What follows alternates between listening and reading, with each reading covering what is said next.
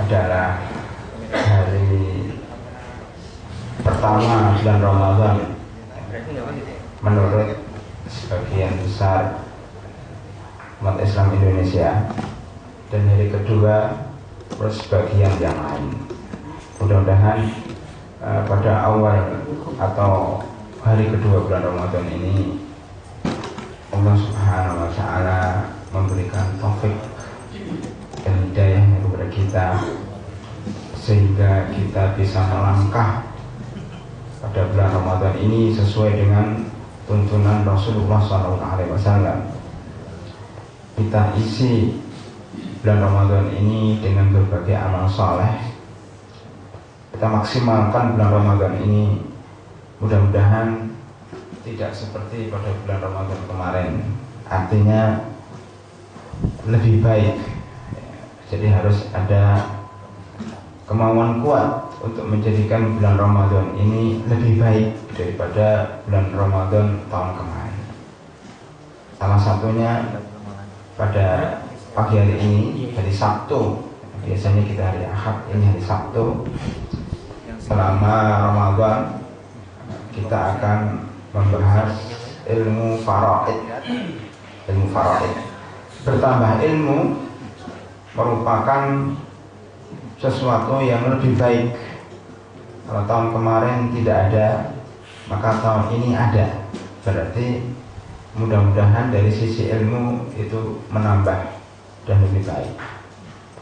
Ilmu faraid adalah ilmu tentang pembagian warisan. Ini tidak cukup kita bahas 4 kali pertemuan selama bulan Ramadan, maka mungkin bisa juga disambung pada Ramadan tahun depan.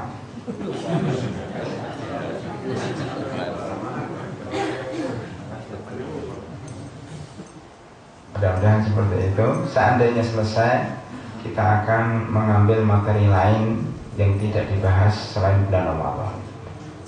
Baiklah Bapak dan Ibu sekalian, untuk menyingkat waktu, saya mulai dengan ilmu faraid.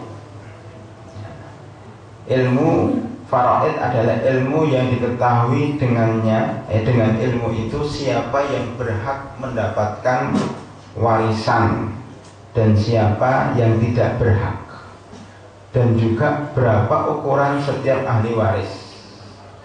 Ini sangat penting, dan ilmu waris ini atau ilmu faraid ini sudah banyak dilupakan orang.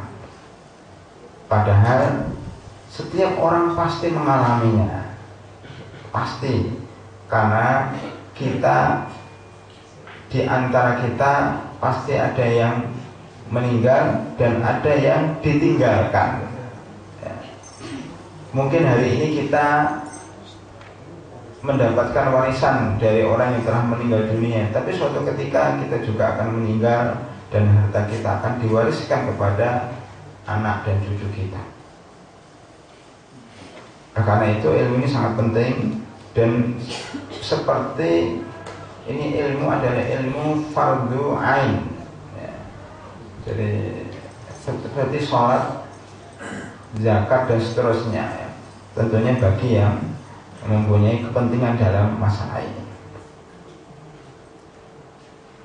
Pembahasannya, judulnya, materinya adalah seluruh peninggalan, yaitu apa yang ditinggal oleh mayit, baik itu harta atau uang tunai, uang di bank, kemudian asuransi, ya, uang pensiunan, ya, rumah, mobil, kendaraan, lemari, baju, piring, sabun, dan lain-lainnya. Itu adalah semua yang ditinggal oleh ahli mayit, maka harus dibagi secara rata, ya. Itu adalah pembahasan kita, pembahasan warisan, ya. Hasilnya, maksudnya tujuan daripada ilmu waris ini bagaimana seluruh barang atau seluruh harta yang dimiliki oleh mayit itu sampai kepada yang berhak, dia tidak tengkar.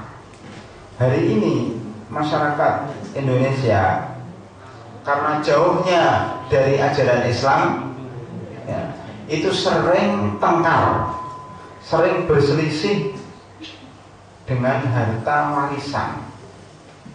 Bahkan kalau orang-orang sekarang, ya, itu justru karena harta warisan dia tega membunuh orang tuanya, membunuh pamannya, dan membunuh ibunya. Paling tidak dengan cara-cara yang halus. Ya, umpamanya dia sedang dirawat di rumah sakit, tapi nggak mati-mati. Nah, ini ahli warisnya sudah menunggu-nunggu. Bagaimana caranya? Dicabut, ya, alat bantu pemacu, ya, pernapasan dan seterusnya. Itu dicabut atau diberi dosis yang tinggi, ya, dan itu terjadi. Bahkan kadang-kadang anaknya atau ahli warisnya juga dibunuh supaya dia dapat lebih banyak. Banyak kasus, ya, yang terjadi di masyarakat kita. Apakah yang disampaikan di pengadilan ataukah langsung umpamanya disampaikan kepada saya pribadi. Bahkan ada anak angkat ini tidak tahu diri, ya. Dia anak angkat ini sebenarnya tidak dapat jatah waris karena dia anak angkat.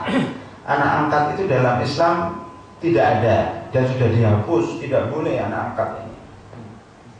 Tapi yang ada adalah anak asuh, anak yang diasuh, tapi tidak boleh dinisbahkan kepada bapak asuhnya.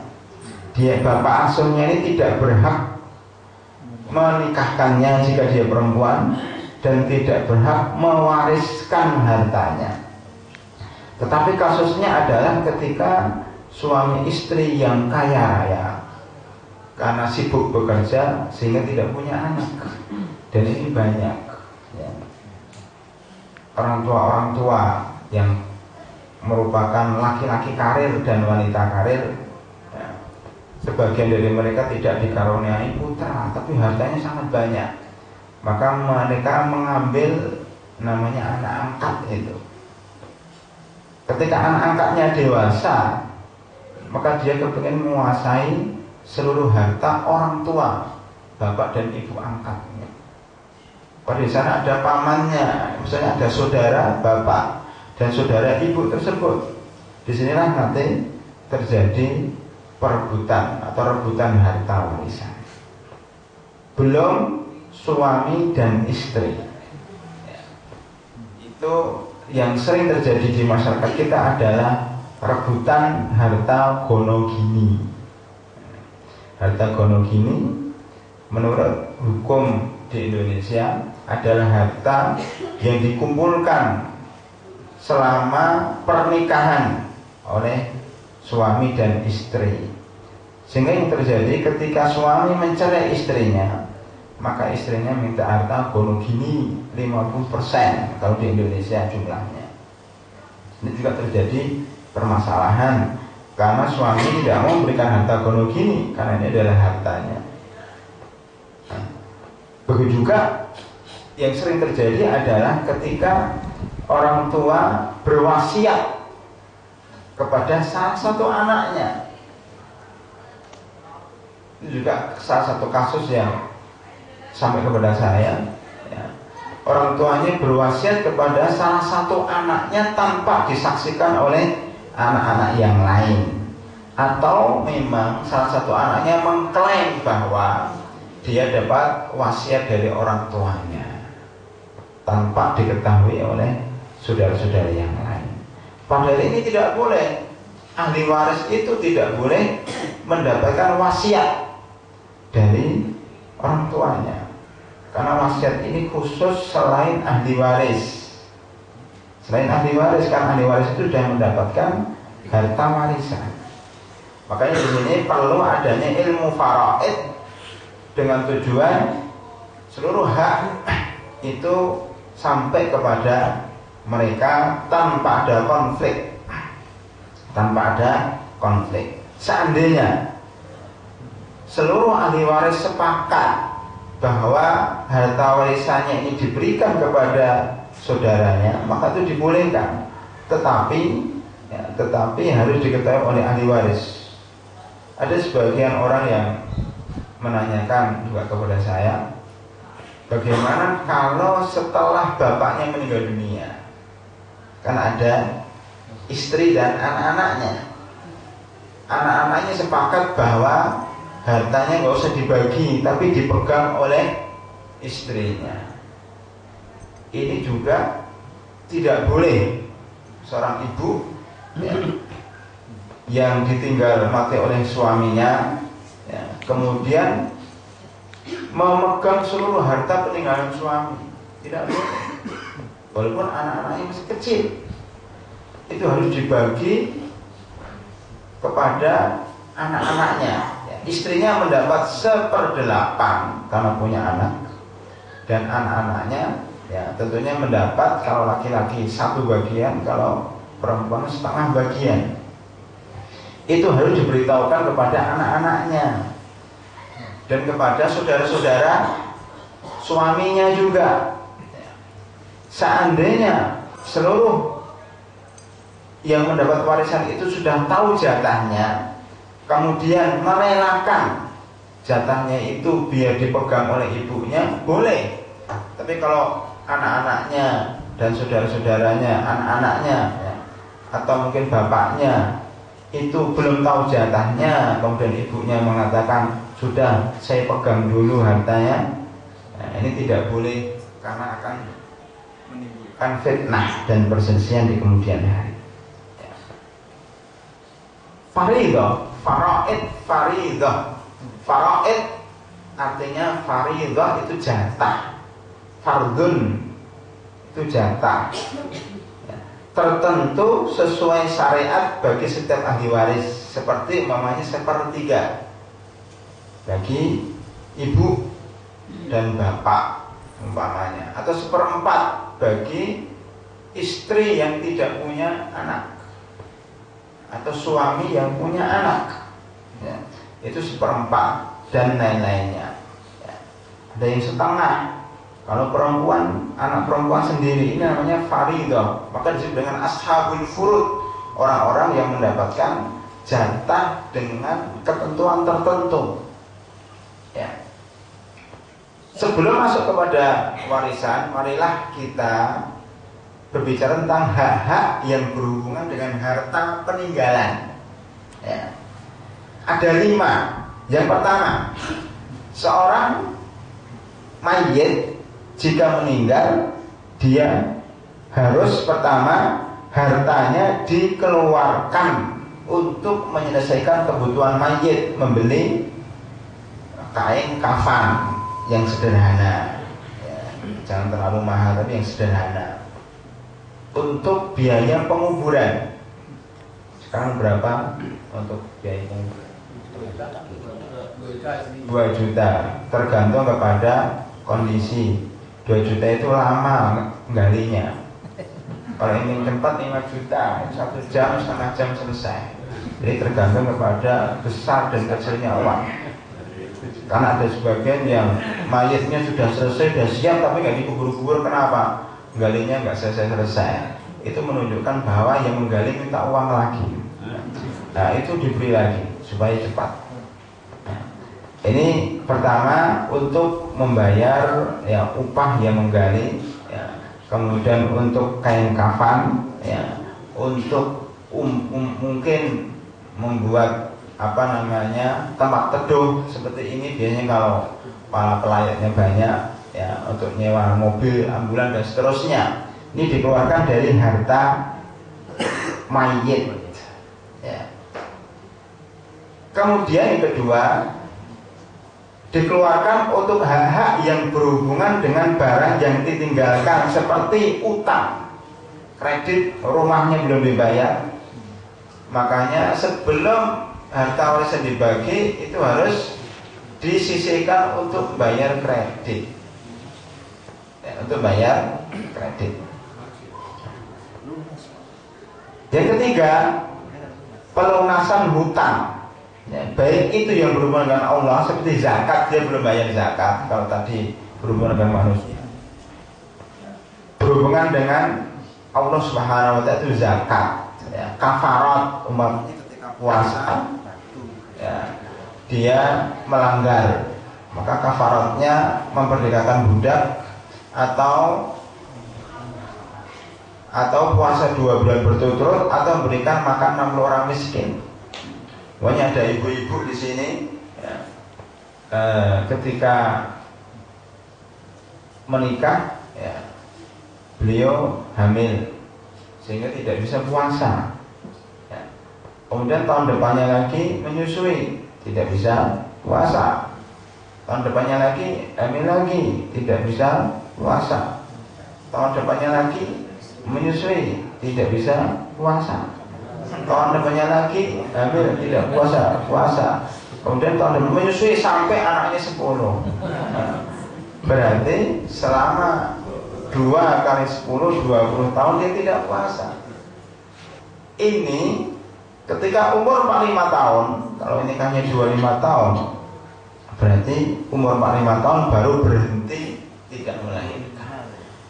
Ketika umur 45 tahun ini, sebelum dia berpuasa atau membayar kafarah, dia sudah meninggal. Oleh karena itu, harta yang ditinggalkan sebesar sekali puasa, sehari dia meninggalkan puasa, itu membayar kafarat, yaitu fidyah namanya, yaitu membayar makanan untuk 1 orang miskin, ya, yang harganya standarnya adalah 10.000 yang ada lauk dan sayurnya. 10.000 sehari kali 300 kali 20 tahun sama dengan 6 juta. Ini 6 juta itu diambil dari harta warisan karena selama 20 tahun dia tidak puasa. 6 juta dibayarkan untuk fidyah karena dia belum sempat membayar fidyah. Ya. Keempat, ya. Kemudian pelaksanaan wasiat. Wasiat ini dikeluarkan sebelum pembagian warisan. Wasiat tidak boleh diberikan kepada ahli waris, tapi diberikan kepada orang lain. Boleh kerabat, itu lebih baik, kerabat dekat yang mungkin membutuhkan uang, atau keponakan, ya, atau tadi anak angkat juga boleh, atau namanya anak asuh, atau siapa saja, anak yatim atau orang lain, itu diberikan wasiat sebesar maksimal 1/3 dari seluruh harta yang ditinggalkan. Ya, tidak boleh lebih daripada 1/3. Wasiat ini dilakukan sebelum meninggal dunia, artinya dalam keadaan sakit, ya, dalam keadaan dia sadar, maka berwasiat harta saya 1/3 saya berikan kepada fulan. Namanya harta warisan. Adapun hibah, nah ini juga harus dibedakan antara wasiat, hibah, dan warisan. Kalau wasiat itu sesuatu yang diberikan oleh orang yang mau mati, calon orang mati, itu memberikan wasiat, ya, kepada selain ahli waris, jumlahnya maksimal 1/3. Kalau hibah adalah pemberian dari calon mayit yang masih hidup sehat walafiat kepada siapa saja, termasuk kepada anaknya, ya, kepada istrinya, kepada bapaknya, dan kepada siapa saja dalam keadaan sehat walafiat. Hibah itu diberikan dalam keadaan hidup dan diterima oleh orang yang dihibahkan kepadanya ini dalam keadaan hidup juga. Maka ini dibolehkan kepada anaknya, wahai anakku, saya punya motor, saya berikan kepada kamu. maka anak itu semenjak dia dihibahkan, maka anak itu sudah berhak dengan motor itu. Kalau wasiat bagian wasiat lain, wasiat itu dia mau meninggal dunia, saya wasiatkan motor saya untuk keponakan saya. Keponakan itu tidak bisa mengambil motor kecuali kalau si mayit mati. Makanya kadang-kadang orang kalau dapat wasiat sudah kepengen naik motor itu kok nggak mati-mati, akhirnya ya dibunuhlah orang yang memberikan wasiat. Karena wasiat itu bisa diterima ketika si orang itu sudah mati. Berbeda dengan hibah. Kalau hibah itu memberikan sesuatu, orang itu masih hidup dan diterima ketika masih hidup. Sedang warisan itu adalah harta yang ditinggalkan oleh mayit, belum dijadikan wasiat dan belum dihibahkan. Maka itulah namanya warisan, diberikan sesudah mati dan diterima sesudah mati. Pertanyaannya, boleh nggak seorang bapak supaya nanti anak-anaknya tidak tengkar menghibahkan hartanya kepada seluruh ahli waris? Nah, ini juga sering terjadi di masyarakat kita. Jadi sebelum dia meninggal dunia dihibahkan satu-satu kepada anak-anaknya, atau dengan bahasa lain membagi harta warisan sebelum meninggal dunia. Nah, ini juga pernyataan itu sudah kurang tepat karena namanya harta warisan itu kalau sudah meninggal dunia. Jadi di sini ada muskilah, ada masalah membagi harta warisan sebelum meninggal dunia. Ini nggak ada yang benar. Membagi harta warisan ini harus sudah meninggal dunia. Maksudnya untuk mempermudah istilah, oleh karena itu membagi harta, bukan harta warisan, memberikan hibah sebelum meninggal dunia. Kalau ya itu dimaksudkan warisan, maka nggak boleh, karena dia belum mati. Tetapi kalau dimaksudkan hibah, boleh, tetapi tidak semuanya. Dan harus adil antara anak-anak. Ini di para ulama berbeda pendapat. Ada yang mengatakan hibahnya harus sama rata, anak perempuan, anak laki-laki, yang besar, yang kecil harus sama. Ada yang mengatakan tidak harus sama, tetapi disesuaikan dengan kebutuhan. Anaknya yang sudah punya istri, yang sudah berkeluarga dan punya anak 10, maka diberikan harta yang lebih banyak. Anaknya yang kedua yang masih kuliah, maka diberikan harta sesuai dengan kebutuhan dia kuliah. Yang satu masih SMP, maka diberikan uang sesuai dengan kebutuhannya. Yang masih bayi diberikan sesuai dengan kebutuhannya. Yang ketiga, ada yang mengatakan pembagiannya harus disesuaikan dengan jatah warisan. Nah, ini terjadi perbedaan pendapat. Oleh karena itu sebaiknya memang kalau kita ingin hibah, berilah jauh-jauh sebelum kita sakit. Dan itu supaya tidak terjadi kecemburuan antara satu dengan yang lainnya. Kemudian biarlah sisa hartanya itu jangan dihibahkan, tapi biarkan sampai meninggal dunia biar dibagi sesuai dengan warisan.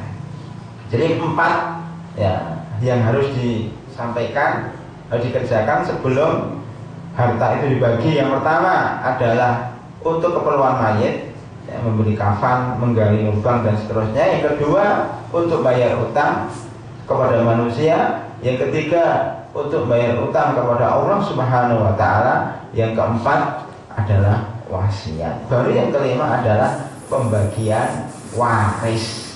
Ya. Rukun waris ada 3. Ya. Pertama al-muwaris, yaitu orangnya harus mati. Kalau orang belum mati, maka tadi nggak bisa dibagi warisan. Dan matinya harus jelas, tidak ragu-ragu.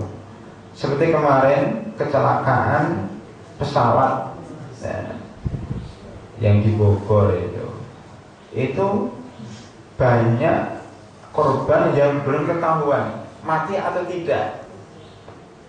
tapi keluarganya sudah bagi-bagi harta waris. So, dia belum mati kok, belum tahu mati atau tidak, sudah bagi-bagi warisnya. Nggak benar ya.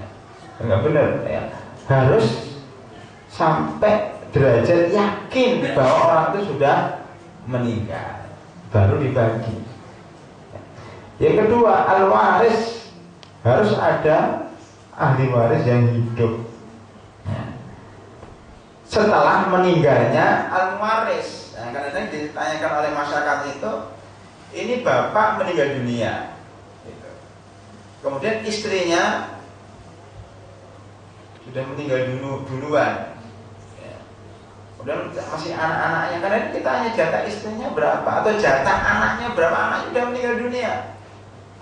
Maka warisan ini didapat ketika bapaknya meninggal dunia, anaknya masih hidup. Tapi kalau anaknya mati duluan, dia nggak dapat warisan, hilang. Karena dia tidak boleh kemudian ahli waris atau cucunya ini menuntut warisan dari bapaknya. Bapak sudah meninggal dunia sebelum akhir. Ini kadang-kadang terjadi seperti itu. Jadi syarat dia mendapatkan warisan itu kalau dia hidup ketika mayitnya, ketika yang mewariskan itu mati. Dan yang ketiga, harus ada harta peninggalan ya. Penyebab waris ada 3. Pertama, nikah. Kalau orang menikah, ini berarti dapat warisan ya. Semuanya seorang laki-laki menikah dengan seorang perempuan, berarti kan ini istri, ini suami. Kalau istrinya meninggal, suaminya dapat. Kalau suaminya meninggal, istrinya dapat. Oleh karena itu, harta itu kalau bisa jangan dicampur-campur. Coba kalau sekarang suami dan istri hartanya dicampur baru gak karuan. Kalau meninggal dunia, mana harta suami? Berapa? Harta saya mana? Harta suami saya berapa? Atau harta suami berapa? Harta saya berapa? Harta istri mana? Ini kan untuk diwariskan kepada anak dan istrinya atau suami dan anaknya. Kalau harta suami istri nggak jelas, bagaimana seorang istri mewarisi harta suaminya? Ujung-ujungnya semua harta dikuasai, anaknya nggak dapat. Itu yang sering terjadi. Nah kalau bisa sejak sekarang harta suami mana, harta istri mana. Jika ketika meninggal dunia jelas. Kemudian kedua, ketika cerai juga jelas. Ini hartanya, harta saya mana, harta kamu mana. Ada berapa kasus di tempat kita, maksudnya di lingkungan kita, di masyarakat Indonesia ini, ada seorang suami yang waktu menikah dia tidak mampu. Justru istrinya yang sering membantu suami menyekolahkan anak-anaknya, ya, membelikan makanan, belikan lauk itu dengan harta istrinya. Suaminya ya tidak banyak menghasilkan uang selama puluhan tahun lamanya. Tiba-tiba ini anaknya udah 10, semuanya udah berhasil. Tiba-tiba suaminya menikah lagi tanpa sepengetahuan istrinya. Suatu hari istrinya mengetahui bahwa suaminya menikah lagi. Dia mengamuk. Istrinya ini mengamuk itu artinya tidak terima. Langkai mayat saya dulu sebelum Anda menikah. Karena sudah terlanjur menikah, dia kepingin seluruh harta yang pernah diberikan kepadanya dan kepada anak-anaknya selama ini diganti oleh suaminya. Jadi yang dulunya ikhlas tulus membantu suami, ketika suami nikah lagi ikhlasnya hilang, dicabut lagi. Baik suamiku yang menikah lagi, ganti seluruh harta yang selama ini saya berikan kepada anak-anak saya. Karena memang yang berhak yang wajib memberikan nafkah kan suami. Ketika suami tidak bisa, istri membantu, tapi membantunya ini Pertama ikhlas ya, karena suaminya nggak menikah. Ketika suaminya menikah, akhirnya keikhlasannya jadi buyar. Akhirnya dia menuntut. Nah ini bermasalah. Menuntutnya berapa dihitung itu. Nggak tahu apakah setiap mengeluarkan itu dicatat. Ya ini untuk beli, untuk naik angkot dicatat, untuk beli roti dicatat. Akhirnya jumlahnya sampai kelihatan. Nah, suaminya juga nggak mau terima. Sudah terlanjur ya sudah. Nah, sampai sekarang juga belum selesai. Ini kenapa? Karena tidak ada akad. Makanya kalau suami istrinya mengeluarkan harta, tanya dulu. Ini pinjaman atau pemberian kan begitu. Ketika istrinya memberikan lauk, itu pinjaman atau bantuan. Loh nanti jangan menuntut lagi itu. Ya. Makanya harus hati-hati, itu harus ada kesepakatan. Ya, ini bantuan, saya tidak akan menuntut. Nah itu silakan. Tidak ada MOU, jadi harus ada tanda tangan. Kalau tidak dituntut, karena memang kewajiban ya memberikan nafkah itu terletak pada suami 100%. Jadi memang hak istri menuntut ya, kalau memang dia meminjamkan ya. Makanya seorang suami tidak boleh meminta 1 rupiah pun kepada istrinya kecuali dengan kerelaan dari istrinya. Ada suami yang minta mahar yang sudah diberikan. Mana maharnya dulu? Untuk modal dagang. Itu nggak boleh, itu milik istri. Jadi seorang suami harus mempunyai harga diri. Kalau enggak tadi dituntut. Nah, oleh karena itu, bapak-bapak sekalian, kalau ibu-ibunya membeli sesuatu harus ditanya dulu, ini ya pemberian atau pinjaman. Kalau pinjaman dicatat ya, supaya nanti tidak ribet. Ya. Jadi nikah, ya, ini bisa mendapatkan warisan. Ya. Kalau istrinya 1 tidak punya anak, maka dia dapat 1/4 daripada peninggalan suami. Kalau punya anak, maka dia dapat 1/8. Kalau suaminya menikah lagi, maka 1/8 dibagi 2. Itu. Kalau istrinya 4, 1/8 dibagi 4. Maka kasihan istri pertama. Ya tadi sudah mengharapkan dibagi sama istri kedua sih. Makanya disitulah kadang-kadang tidak mau dimaju karena jatah warisannya juga berkurang. Ya, yang kedua nasab. Ini yang paling banyak warisan itu gara-gara nasab atau akibat nasab keturunan. Kerabat dari arah atas. Ya, nanti kita bahas dari arah atas itu orang tua, dari arah bawah itu anak, dari arah samping itu paman, ya, serta anak-anak mereka.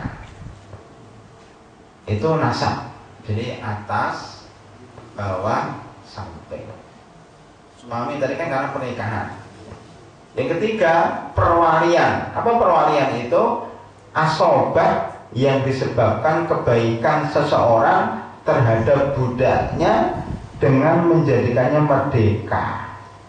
Maka dia berhak untuk mendapatkan waris jika tidak ada asobah dari keturunannya atau tidak adanya asobah furud. Maksudnya kalau sekarang nggak ada Pak ya. Kalau kita punya budak itu dibeli kayak mobil itu dibeli 90 juta ya, atau 100 juta. Kemudian karena ini budak, sang pemilik itu mengatakan sudah kamu merdeka. Merdeka itu bukan budaknya lagi. Nah, ketika orang yang dimerdekakan ini punya harta karena dia bekerja kemudian kaya dan dia tidak punya keturunan, maka yang wali yang memerdekakan budak tadi mendapatkan warisan. Nah, itu. Tapi ini hari ini tidak ada. Itu zaman dahulu. Jadi praktis ini ada 3, karena pernikahan, karena keturunan, dan karena perwalian dari seorang budak ya.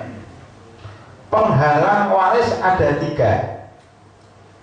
Pertama di sini perbudakan. Seorang budak tidak bisa mewarisi dan tidak pula mendapatkan waris karena dia milik tuannya. Jadi budak itu memang orang yang tidak merdeka. Kenapa tidak merdeka? Karena dia perang dan kalah. Ya. Jika orang itu perang antara Islam dan kafir perang, kemudian yang kafir kalah, maka orang-orangnya itu yang ketangkap ini jadikan budak. Ya. Kenapa diperbudak? Karena dia kafir kepada Allah Subhanahu wa Ta'ala, maka dihinakan dengan budak itu. Budak ini sudah ada sejak zaman dahulu, zaman sekarang pun ada, tapi lebih dahsyat perbudakan antara negara dengan negara. Kan itu termasuk Indonesia juga diperbudak negara asing. Ya. Jadi perbudakan sekarang lebih dahsyat. Kalau zaman dahulu cuma orang per orang. Nah, tujuan Islam sebenarnya mengikuti keadaan masyarakat dunia pada waktu itu memang ada perbudakan. Cuma Islam ketika ambil budak ini tujuannya supaya dimerdekakan dan supaya dia masuk Islam. Tujuannya baik. Maka kadang-kadang ada kafarah berupa memerdekakan budak. Seperti membunuh orang tanpa sengaja, maka dia memerdekakan budak umpamanya. Atau tadi menggauli istrinya siang hari pada bulan Ramadan, maka dia harus memerdekakan budak. Jadi sebenarnya Islam itu tidak mau memperbudak, tapi membebaskan perbudakan. Yang kedua, membunuh tanpa dasar. Seperti tadi anaknya karena nggak sabaran membunuh orang tuanya, maka anaknya mestinya dapat warisan karena dia membunuh, tergesa-gesa mendapatkan harta warisan, maka justru dia tidak dapat karena tergesa-gesa dan membunuh tanpa dasar. Ya. Yang ketiga, perbedaan agama. Ini kemarin ada ibu-ibu yang orang tuanya, yang suaminya, yang orang tuanya orang Belanda. Ya. Orang tuanya ini itu menikah juga dengan perempuan Belanda yang kafir, yang non Muslim. Ya. Tapi ayahnya ini sudah masuk Islam, sudah masuk Islam. Ketika ini punya harta banyak di Belanda maupun di Indonesia. Ya. Ketika orang Belanda yang sudah masuk Islam itu mau bagi warisan berdasarkan Islam, ini saudara-saudara dari istri Belanda ini menuntut warisannya. Bagaimana jawabannya?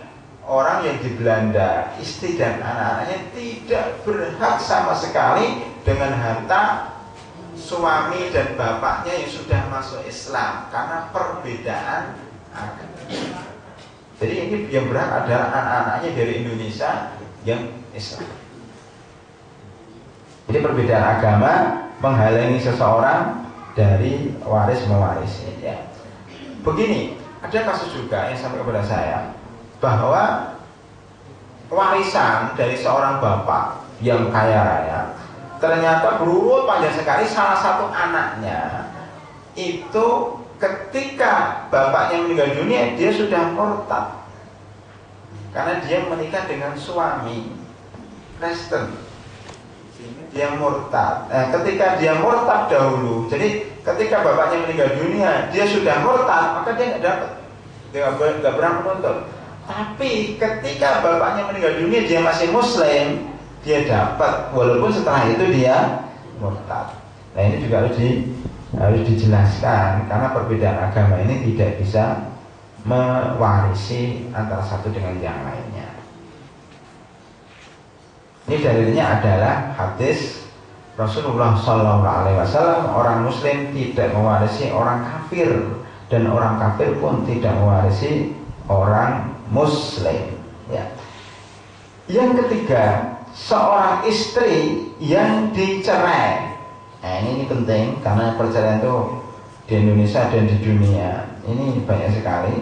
Seorang istri yang dicerai dengan tolak rajai masih tetap mendapatkan jatah waris antara dia dan suaminya selama masih dalam iddah. Jadi kalau saya punya istri mamanya, saya ceraikan kamu.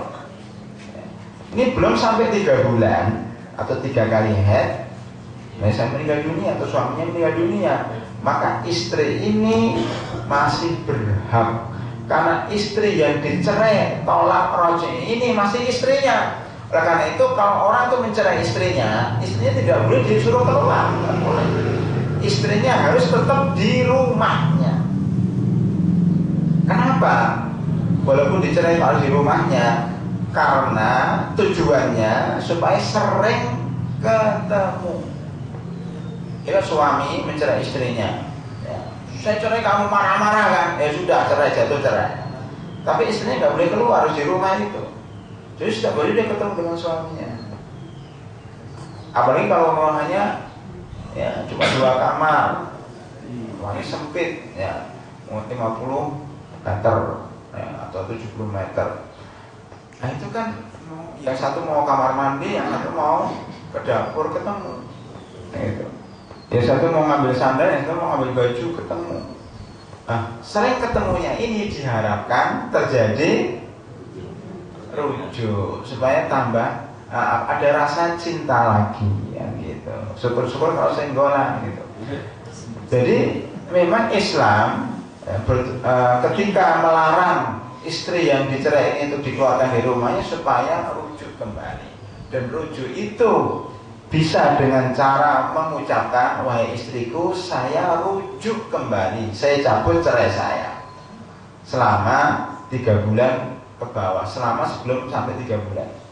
Atau dengan cara perbuatan ya, dia langsung menggauli istrinya dengan niat rujuk, maka itu dibolehkan. Nah, kalau istri dicerai dalam keadaan tolak roj'i sebelum 3 bulan dan suaminya meninggal dunia, ini masih istrinya, kan boleh digauli, boleh dipegang, seterusnya. Orang karena itu dia masih mendapatkan warisan. Itu kalau tolak roj'i. Seorang istri jika dicerai suaminya dengan tolak bain, tolak bain itu tolak 3 kali. Saya cerai kamu, saya cerai kamu, saya cerai kamu 3 kali, atau saya cerai kamu sudah roj'i ya. Kemudian cerai lagi, roj'i lagi, cerai lagi itu bain, dan 3 kali cerai itu bukan istrinya. Dan bukan istrinya. Atau dia cerai sekali, saya cerai kamu 5 bulan tidak dirujuk, itu namanya bain bainuna sughra, bukan istrinya lagi. Dia tidak boleh megang, tidak boleh menggali kecuali melalui pernikahan baru ya. Nah, jika suaminya dalam keadaan sehat, maka tidak ada pewarisan antara keduanya. Sedang jika dalam keadaan sakit parah dan tidak ada sangkaan kalau dia menceraikan dengan tujuan agar istrinya tidak mendapatkan waris ya, maka dalam keadaan seperti ini istri tidak berhak untuk mendapatkan warisan. Jadi begini, ini ada seorang suami ketika sehat walafiat, dia menceraikan istrinya 3 kali, atau menceraikan istrinya tidak dirujuk, maka istrinya nggak dapat. Berbeda dengan suami yang sakit, dia benci sama istrinya, kan sering ini benci sama istrinya, atau ya dia kepengen istri yang lain, atau benci sama istrinya tapi senang sama anaknya. Nah, supaya istrinya nggak dapat warisan, yang sakit parah ini mengatakan, istriku, saya cerai kamu dengan cerai 3 kali. Padahal sebelumnya ada konflik. Kita katakan ini tidak jalan ya, karena suaminya sengaja menceraikan istrinya dengan cerai bain, bukan karena bukan karena yang lain, hanya karena supaya istrinya nggak dapat warisan. Jadi sering. Tadi kan sang ahli waris mencoba membunuh atau menyelamatkan nyawa yang mau warisi. Ini sebaliknya, orang yang mau mati, yang mau mewaris, yang punya harta dan mau mati supaya nggak dapat istrinya itu, maka dia ceraikan dengan cerai 3 kali. Ini biasanya kalau dia punya 2 istri atau lebih, gitu. Dia cinta sama istri yang kedua, tidak cinta sama istri pertama. Kadang-kadang istri keduanya yang provokator terhadap suaminya, sehingga suaminya mencari istri pertama sebelum dia meninggal dunia dengan cerai bain. Nah, ini tidak boleh. Nah, tetap dia dapat warisan karena tujuannya mencelakakan istrinya. Ya. Macam-macam warisan atau macam-macam waris. Yang pertama namanya waris dengan fardu, yaitu jika seorang ahli waris mendapatkan jatah tertentu, namanya bil furud. Orang bakal ashabul furud, orang yang bakal fardu, ya. Seperti tadi suami itu ashabul furud, dapat 1/4, setengah atau 1/4. Istri itu dapat 1/4 atau 1/8. Ibu dan bapak dapat 1/6. Anak perempuan tunggal dapat setengah. Kalau banyak dapat 2/3. Biasanya rata-rata perempuan, ya. Kalau anak laki-laki bukan ashabul furud, karena dia nggak ada bagiannya tertentu, itu nggak ada. Anak laki-laki itu nggak dapat bagian tertentu, tapi dia ada namanya asobah. Asobah itu sisa harta setelah dibagi. Ya, ini anak laki-laki. Jadi yang ashabul furud tadi antaranya adalah suami, istri, anak perempuan, bapak, ya, saudara. Ya, kalau anak laki-laki tidak ada ashabul furud.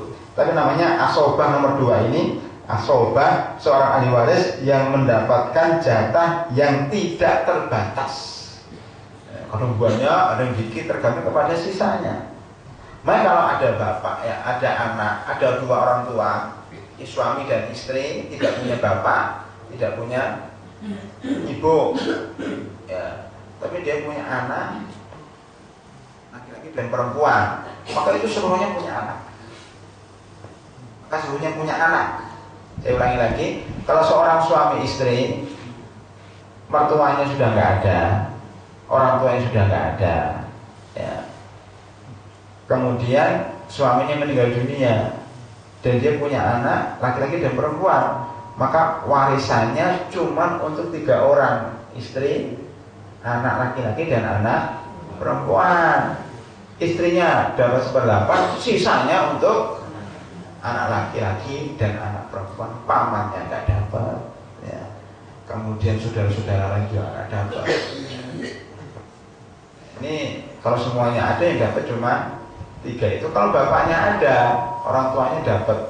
Nah, nanti akan kita bahas. Nah, furud yang terdapat dalam Al-Quran ada 6. Pertama setengah. Tadi untuk suami yang tidak punya anak, 1/4 itu untuk suami yang punya anak, dan untuk istri yang tidak punya anak. 1/8 itu untuk, nanti kan kita rinci sementara. 1/8 itu untuk istri yang punya anak. 2/3 ini untuk anak perempuan lebih daripada 1. Ya, 1/3 itu untuk ibu, 1/6 untuk bapak dan ibu. Ya, nanti kita bahas. Ya. Secara rinci laki-laki yang berhak dapat warisan ada 15. Ini saya sebutkan di sini biar mudah.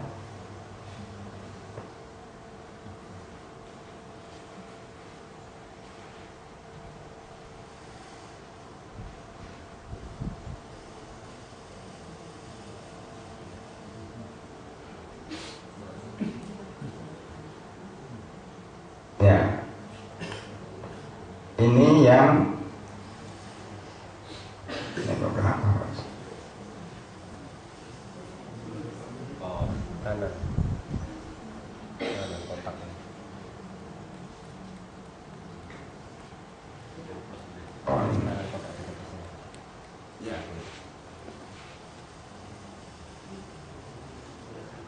Ahli waris laki-laki itu ada 15. Anak laki-laki, cucu laki-laki dari anak laki-laki. Jadi kalau cucu dari anak perempuan nggak dapat. Jadi perempuan itu, bapak itu kalau punya anak perempuan, ya sudah sampai perempuan itu aja. Kalau dia meninggal dunia, cucunya nggak dapat.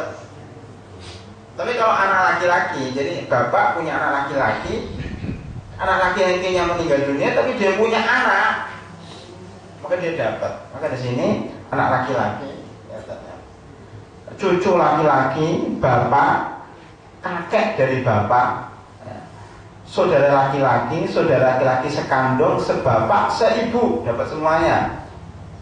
Anak laki-laki saudara laki-laki, anak laki-laki dari saudara laki-laki, berarti keponakan. Anak laki-laki dari saudara laki-laki sebapak, keponakan sebapak, paman sekandung dengan bapak, paman yang sebapak dengan